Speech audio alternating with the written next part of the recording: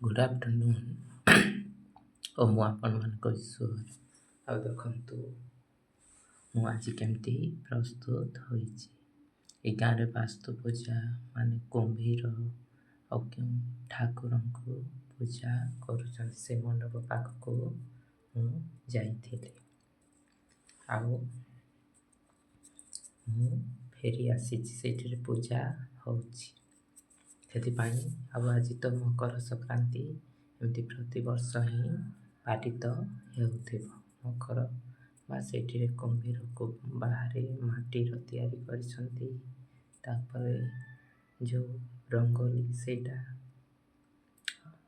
ଗୁଣ୍ଡଟା ପକେଇଲେ ବିଭିନ୍ନ ଆଉ ସେଥିରେ ଝୋଟି ଦିଆହେଇଛି। ଦେଖନ୍ତୁ ମୋ କପାଳରେ ମଧ୍ୟ ଚନ୍ଦନ ଦେଇଥିଲେ।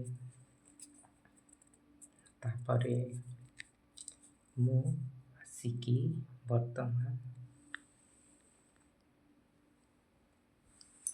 ଭାତ ଆଉ ଆଳୁ ଭର୍ତ୍ତା ତିଆରି କରିସାରିଛି।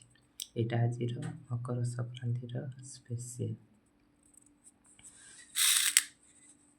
ସେଥିପାଇଁ ହିଁ ପ୍ରସ୍ତୁତ ହୋଇଯାଇଥିଲି। ଆଉ ଏଇ ଡ୍ରେସ୍ରେ ହିଁ ଆସିକି ଏଇଟା ରୋଷେଇ କଲି।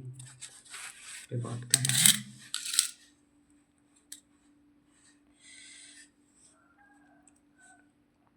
ଏଇଟା ବି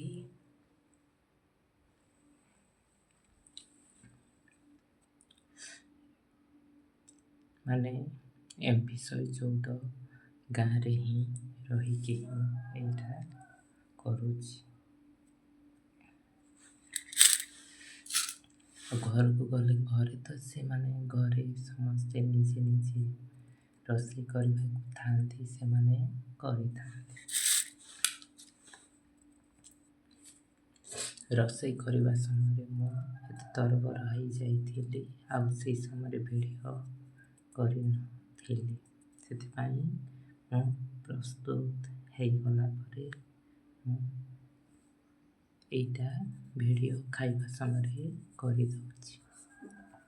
ଏ ସମୟ ଆଉ ଆଜିର ତାରିଖ, ଆଜିର ମୁହୂର୍ତ୍ତ ଏଇଟା ଆଉ ଆସିବ, ଯେହେତୁ ଏଇଟା ରହିଯାଇଥାଉ।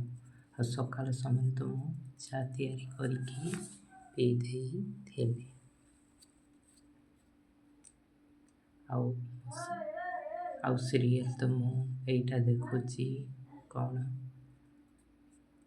ମାୟାବୀ ମାଲିକ, ଏଇଟା ହିଁ ଦେଖୁଛି। ଏହା ପୂର୍ବରୁ ବି ମୁଁ ଦେଖୁଥିଲି। ତାପରେ ଏଇଟା ଖାଇସାରିବା ପରେ ପାଣି ଗରମ କରିଦେଇକି ପିଇଦେବି। ଧନ୍ୟବାଦ।